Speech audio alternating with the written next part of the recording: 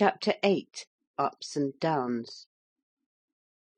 We left Lucy in tears, and Philip in the grasp of the hateful Pretenderette, who, seated on the Hippogriff, was bearing him away across the smooth blueness of the wide sea. "Oh, Mr. Noah," said Lucy, between sniffs and sobs, "how can she? You did say the Hippogriff could only carry one." "One ordinary human being," said Mr. Noah gently. "You forget that dear Philip is now an earl." "But do you really think he's safe?" Lucy asked. "Yes," said Mr. Noah. "And now, dear Lucy, no more questions. Since your arrival on our shores I have been gradually growing more accustomed to being questioned, but I still find it unpleasant and fatiguing. Desist, I entreat." So Lucy desisted, and every one went to bed, and, for crying is very tiring, to sleep. But not for long. Lucy was awakened in her bed of soft dry seaweed by the sound of the castle alarm bell, and by the blaring of trumpets and the shouting of many voices. A bright light shone in at the window of her room. She jumped up and ran to the window and leaned out. Below lay the great courtyard of the castle, a moving sea of people, on which hundreds of torches seemed to float, and the sound of shouting rose in the air as foam rises in the wind. "The fear! The fear!" people were shouting. "To the ark! To the ark!" And the black night that pressed round the castle was loud with the wild roar of waves and the shriek of a tumultuous wind. Lucy ran to the door of her room, but suddenly she stopped. "My clothes!" she said, and dressed herself hastily, for she perceived that her own petticoats and shoes were likely to have better wearing qualities than seaweed could possess, and if they were all going to take refuge in the ark, she felt she would rather have her own clothes on. "Mr. Noah is sure to come for me," she most sensibly told herself, "and I'll get as many clothes on as I can." Her own dress, of course, had been left at Polistopolis, but the ballet dress would be better than the seaweed tunic. When she was dressed she ran into Philip's room and rolled his clothes into a little bundle and carried it under her arm as she ran down the stairs. Half way down she met Mr. Noah coming up. "Ah, you're ready," he said. "It is well. Do not be alarmed, my Lucy. The tide is rising, but slowly. There will be time for every one to escape. All is in train, and the embarkation of the animals is even now in progress. There has been a little delay in sorting the beasts into pairs, but we are getting on. The Lord High Islander is showing remarkable qualities. All the big animals are on board. The pigs were being coaxed on as I came up, and the ant-eaters are having a late supper. Do not be alarmed." "I can't help being alarmed," said Lucy, slipping her free hand into Mr. Noah's. "But I won't cry or be silly. Oh, I do wish Philip was here." "Most unreasonable of girl children," said Mr. Noah. "We are in danger, and you wish him to be here to share it." "Oh, we are in danger, are we?" said Lucy quickly. "I thought you said I wasn't to be alarmed." "No more you are," said Mr. Noah shortly. "Of course you're in danger. But there's me, and there's the ark. What more do you want?" "Nothing," Lucy answered in a very small voice, and the two made their way to a raised platform overlooking the long inclined road which led up to the tower on which the ark had been built. A long procession toiled slowly up it of animals in pairs, urged and goaded by the M.A.'s under the orders of the Lord High Islander. The wild wind blew the flames of the torches out like golden streamers, and the sound of the waves was like thunder on the shore. Down below, other M.A.'s were busy carrying bales tied up in seaweed. Seen from above, the busy figures looked like ants when you kick into an ant-hill, and the little ant people run this way and that way and every way about their little ant businesses. The Lord High Islander came in, pale and serious, with all the calm competence of Napoleon at a crisis. "Sorry to have to worry you, sir," he said to Mr. Noah, "but of course your experience is invaluable just now. I can't remember what bears eat. Is it hay or meat?" "It's buns," said Lucy. "I beg your pardon, Mr. Noah. Of course I ought to have waited for you to say." "In my ark," said Mr. Noah, "buns were unknown, and bears were fed entirely on honey, the providing of which kept our pair of bees fully employed. But if you are sure bears like buns, we must always be humane, dear Lucy, and study the natural taste of the animals in our charge." "They love them," said Lucy. "Buns and honey," said the Lord Islander. "And what about bats?" "I don't know what bats eat," said Mr. Noah. "I believe it was settled after some discussion that they don't eat cats. But what they do eat is one of the 11 mysteries. You had better let the bats fast." "They are, sir," said the Lord High Islander. "And all is going well? Shall I come down and lend a personal eye?" "I think I'm managing all right, sir," said the Lord High Islander modestly. "You see, it's a great honour for me. The M.A.'s are carrying in the provisions, the boys are stowing them and also herding the beasts. They're very good workers, sir." "Are you frightened?" Lucy whispered as he turned to go back to his overseeing. "Not I," said the Lord High Islander. "Don't you understand that I've been promoted to be Lord Vice Noah of Polystarchia? And of course the hearts of all Vice Noahs are strangers to fear. But just think what a difficult thing fear would have been to be a stranger to if you and Philip hadn't got us the ark." "It was Philip's doing," said Lucy. "Oh, do you think he's all right?" "I think his heart is a stranger to fear, naturally," said the Lord High Islander.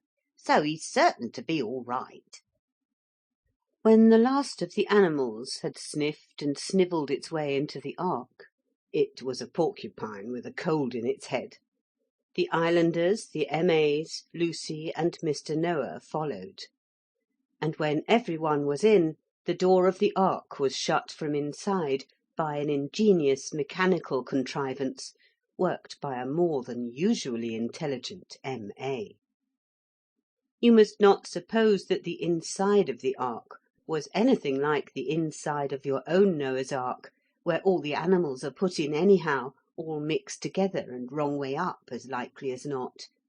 That, with live animals and live people, would, as you will readily imagine, be quite uncomfortable. The inside of the ark, which had been built under the direction of Mr. Noah and Mr. Perrin, was not at all like that. It was more like the inside of a big Atlantic liner than anything else I can think of. All the animals were stowed away in suitable stalls, and there were delightful cabins for all those for whom cabins were suitable.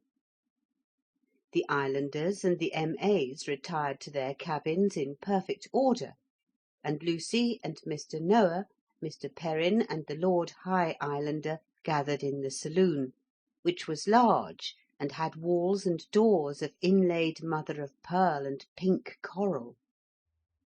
It was lighted by glass globes filled with phosphorus, collected by an ingenious process invented by another of the M.A.'s. "And now," said Mr. Noah, "I beg that anxiety may be dismissed from every mind. If the waters subside, they leave us safe. If they rise, as I confidently expect them to do, our ark will float, and we still are safe." In the morning I will take soundings and begin to steer a course. We will select a suitable spot on the shore, land, and proceed to the hidden places where we will consult the oracle. A little refreshment before we retire for what is left of the night? A captain's biscuit would perhaps not be inappropriate. He took a tin from a locker and handed it round. "That's A1, sir," said the Lord High Islander, munching. "What a head you have for the right thing."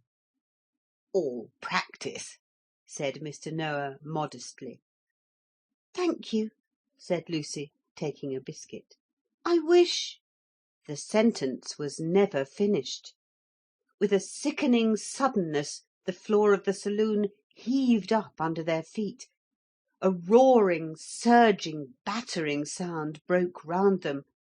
The saloon tipped over on one side, and the whole party was thrown on the pink silk cushions of the long settee. A shudder seemed to run through the ark from end to end, and "What is it? Oh, what is it?" cried Lucy, as the ark heeled over the other way, and the unfortunate occupants were thrown on to the opposite set of cushions. It really was now rather like what you imagine the inside of your Noah's Ark must be when you put in Mr. Noah and his family and a few hastily chosen animals, and shake them all up together. "It's the sea!" cried the Lord High Islander. "It's the great fear come upon us, and I'm not afraid." He drew himself up as well as he could in his cramped position, with Mr. Noah's elbow pinning his shoulder down and Mr. Perrin's boot on his ear. With a shake and a shiver the ark righted itself, and the floor of the saloon got flat again. "It's all right," said Mr. Perrin, resuming control of his boot. "Good workmanship, it do tell. She ain't shipped a drop, Mr. Noah, sir." "It's all right," said Mr. Noah, taking his elbow to himself and standing up rather shakily on his yellow mat. "We're afloat on the dark rolling tide. The ark's watertight and the crew are inside. Up, up with the flag, let it wave o'er the sea. We're afloat, and what else should we be?" "I don't know," said Lucy, "but there isn't any flag, is there?" "The principle's the same," said Mr. Noah, "but I'm afraid we didn't think of a flag." "I did," said Mr. Perrin. "It's only a Jubilee hanky." He drew it slowly from his breast pocket, a cotton Union Jack it was. "But it shall wave all right, but not till daylight, I think, sir. Discretion's the better part of, don't you think, Mr. Noah, sir? Wouldn't do to open the ark out of hours, so to speak." "Just so," said Mr. Noah. 1, 2, 3, bed." The ark swayed easily on a sea not too rough. The saloon passengers staggered to their cabins, and silence reigned in the ark.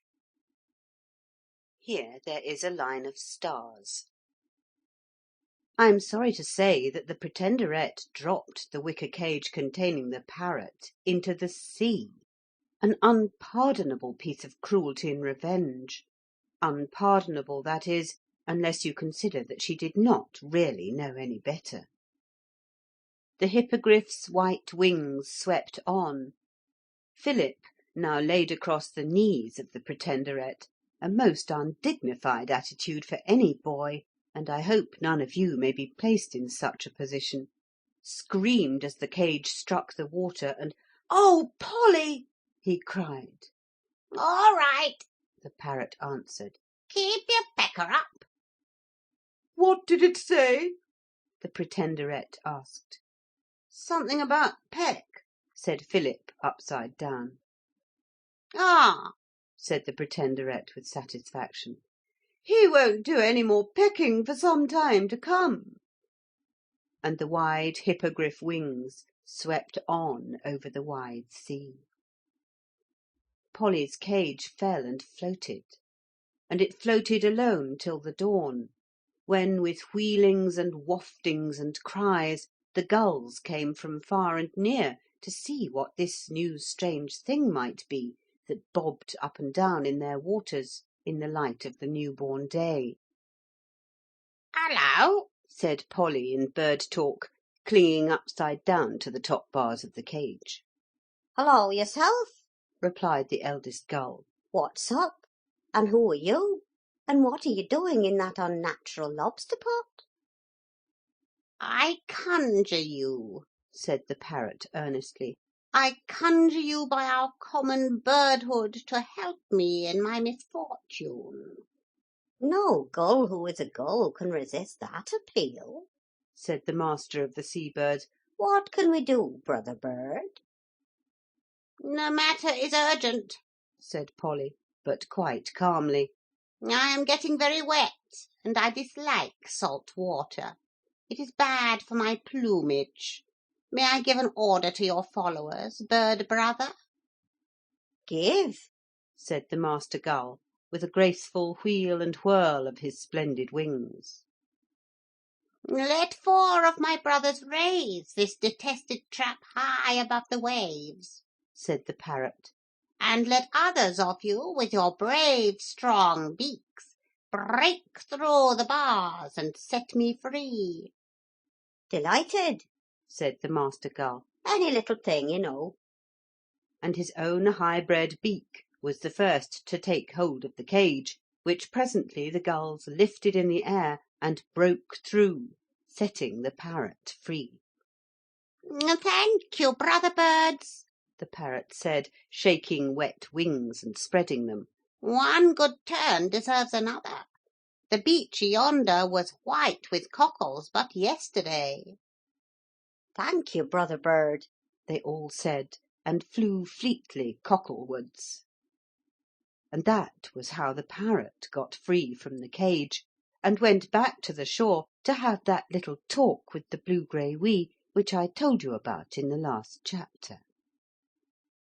Here is another line of stars. The ark was really very pleasant by daylight, with the sun shining in at its windows. The sun shone outside as well, of course, and the Union Jack waved cheerfully in the wind. Breakfast was served on the terrace at the end of the ark. You know, that terrace where the boat part turns up.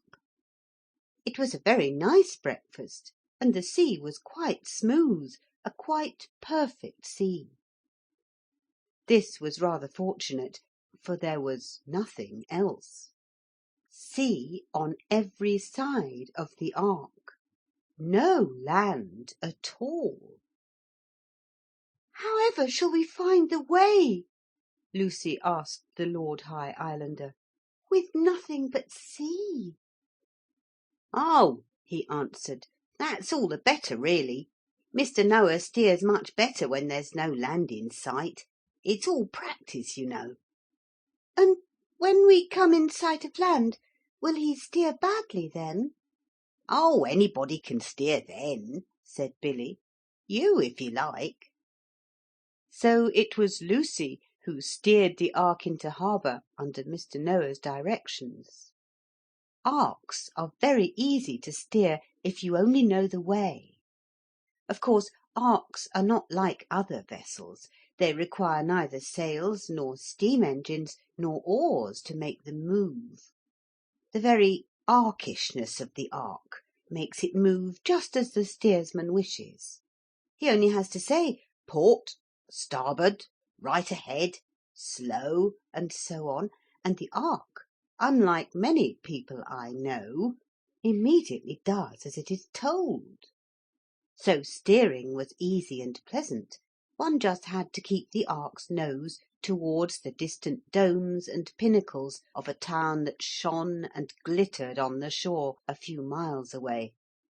And the town grew nearer and nearer, and the black streak that was the people of the town began to show white dots that were the people's faces. And then the ark was moored against a quayside, and a friendly populace cheered as Mr. Noah stepped on to firm land to be welcomed by the governor of the town and a choice selection of eminent citizens. "It's quite an event for them," said Mr. Perrin. "They don't have much happening here. A very lazy lot they be, almost as bad as somnolentier." "What makes them lazy?" Lucy asked. "It's owing to the onions and potatoes growing wild in these parts, I believe," said the Lord High Islander. "They get enough to eat without working, and the onions make them sleepy." They talked apart while Mr. Noah was arranging things with the governor of the town, who had come down to the harbour in a hurry and a flurry and a furry gown. "I've arranged everything," said Mr. Noah at last. "The islanders and the M.A.'s and the animals are to be allowed to camp in the public park till we've consulted the oracle and decided what's to be done with them. They must live somewhere, I suppose. Life has become much too eventful for me lately. However, there are only 3 more deeds for the Earl of Ark to do, and then perhaps we shall have a little peace and quietness." "The Earl of Ark?" Lucy repeated. "Philip, you know. I do wish you'd try to remember that he's an earl now. Now, you and I must take camel and be off." And now came 7 long days of camel travelling, through desert and forest and over hill and through valley, till at last Lucy and Mr. Noah came to the hidden place where the oracle is, and where that is I may not tell you, because it's one of the 11 mysteries. And I must not tell you what the oracle is, because that is another of the mysteries. But I may tell you that if you want to consult the oracle you have to go a long way between rows of round pillars, rather like those in Egyptian tombs. And as you go it gets darker and darker, and when it is quite dark you see a little, little light a very long way off, and you hear very far away a beautiful music, and you smell the scent of flowers that do not grow in any wood or field or garden of this earth. Mixed with this scent is the scent of incense and of old tapestried rooms where no one has lived for a very long time. And you remember all the sad and beautiful things you have ever seen or heard, and you fall down on the ground and hide your face in your hands and call on the oracle. And if you are the right sort of person, the oracle answers you.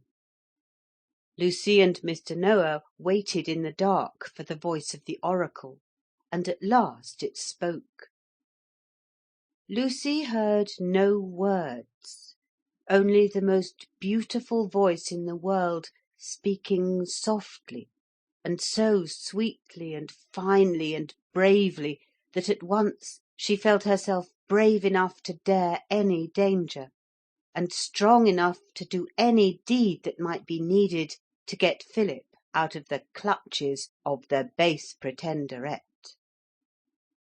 All the tiredness of her long journey faded away, and but for the thought that Philip needed her, she would have been content to listen for ever to that golden voice. Everything else in the world faded away and grew to seem worthless and unmeaning. Only the soft golden voice remained, and the grey hard voice that said, "You've got to look after Philip, you know." And the 2 voices together made a harmony more beautiful than you will find in any of Beethoven's sonatas, because Lucy knew that she should follow the grey voice and remember the golden voice as long as she lived. But something was tiresomely pulling at her sleeve, dragging her away from the wonderful golden voice. Mr. Noah was pulling her sleeve and saying, "Come away." And they turned their backs on the little light and the music and the enchanting perfumes, and instantly the voice stopped, and they were walking between dusky pillars towards a far grey speck of sunlight. It was not till they were once more under the bare sky that Lucy said, "What did it say?" "You must have heard," said Mr. Noah. "I only heard the voice and what it meant. I didn't understand the words. But the voice was like dreams, and everything beautiful I've ever thought of."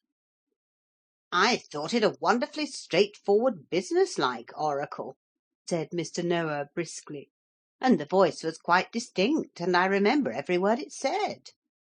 Which just shows how differently the same thing may strike two people. "What did it say?" Lucy asked, trotting along beside him, still clutching Philip's bundle, which through all these days she had never let go. And Mr. Noah gravely recited the following lines. I agree with him that, for an oracle, they were extremely straightforward. "You had better embark once again in the ark, and sailing from dry land, make straight for the island." "Did it really say that?" Lucy asked. "Of course it did," said Mr. Noah. "That's a special instruction to me, but I dare say you heard something quite different. The oracle doesn't say the same thing to every one, of course. Didn't you get any special instruction?" "Only to try to be brave and good," said Lucy shyly. "Well then," said Mr. Noah, "you carry out your instructions and I'll carry out mine." "But what's the use of going to the island if you can't land when you get there?" Lucy insisted. "You know only 2 people can land there, and we're not them, are we?"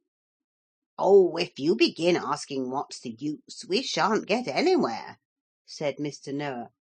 "And more than half the things you say are questions."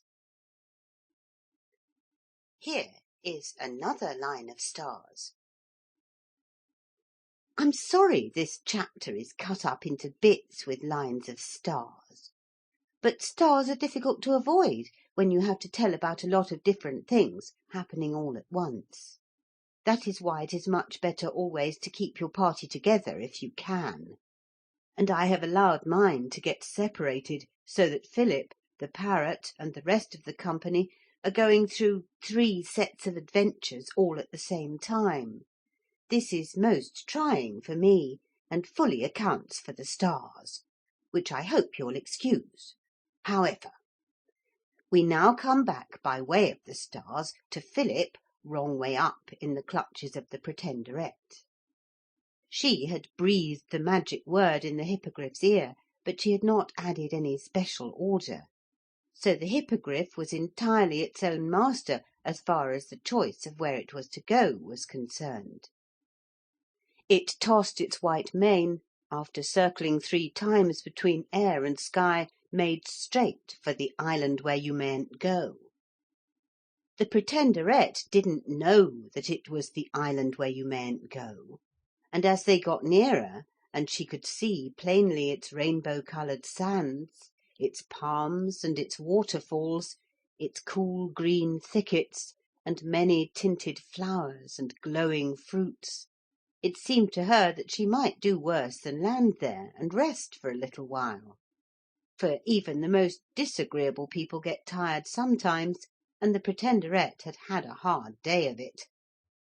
So she made no attempt to check the Hippogriff or alter its course. And when the Hippogriff was hovering but a few inches from the grass of the most beautiful of the island glades, she jerked Philip roughly off her knee, and he fell all in a heap on the ground. With great presence of mind, our hero, if he isn't a hero by now he never will be, picked himself up and bolted into the bushes. No rabbit could have bolted more instantly and fleetly. "I'll teach you," said the furious Pretenderette, preparing to alight. she looked down to find a soft place to jump on, and then she saw that every blade of grass was a tiny spear of steel, and every spear was pointed at her. She made the Hippogriff take her to another glade, more little steel spears, to the rainbow sands, but on looking at them she saw that they were quivering quicksands. Wherever green grass had grown, the spears now grew, and wherever the sand was, it was a terrible trap of quicksand. She tried to dismount in a little pool, but fortunately for her she noticed in time that what shone in it so silvery was not water, but white hot molten metal. "What a nasty place," said the Pretenderette. "I don't know that I could have chosen a nastier place to leave that naughty child in. He'll know who's master by the time I send to fetch him back to prison. Here, you, get back to Polistopolis as fast as you can. See? Please, I mean," she added, and then she spoke the magic word. Philip was peeping through the bushes close by, and he heard that magic word. I dare not tell you what it is.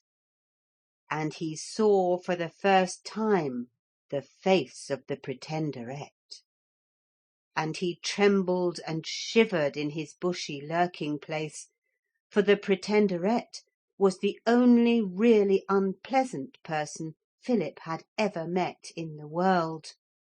It was Lucy's nurse, the nurse with the grey dress and the big fat feet, who had been so cross to him and had pulled down his city. How on earth, Philip wondered to himself, did she get here? And how on earth shall I get away from her? He had not seen the spears and the quicksands and the molten metal, and he was waiting unhappily for her to alight, and for a game of hide and seek to begin, which he was not at all anxious to play. Even as he wondered, the Hippogriff spread wings and flew away, and Philip was left alone on the island. But what did that matter? It was much better to be alone than with that Pretenderette. And for Philip there were no white-hot metal and spears and snares of quicksand, only dewy grass and sweet flowers and trees and safety and delight. "If only Lucy were here," he said. When he was quite sure that the Pretenderette was really gone, he came out and explored the island. It had on it every kind of flower and fruit that you can think of, all growing together. There were gold oranges and white orange flowers, pink apple blossom and red apples, cherries and cherry blossom, strawberry flowers and strawberries, all growing together, wild and sweet. At the back of his mind Philip remembered that he had, at some time or other, heard of an island where fruit and blossoms grew together at the same time, but that was all he could remember. He passed through the lovely orchards and came to a lake. It was frozen.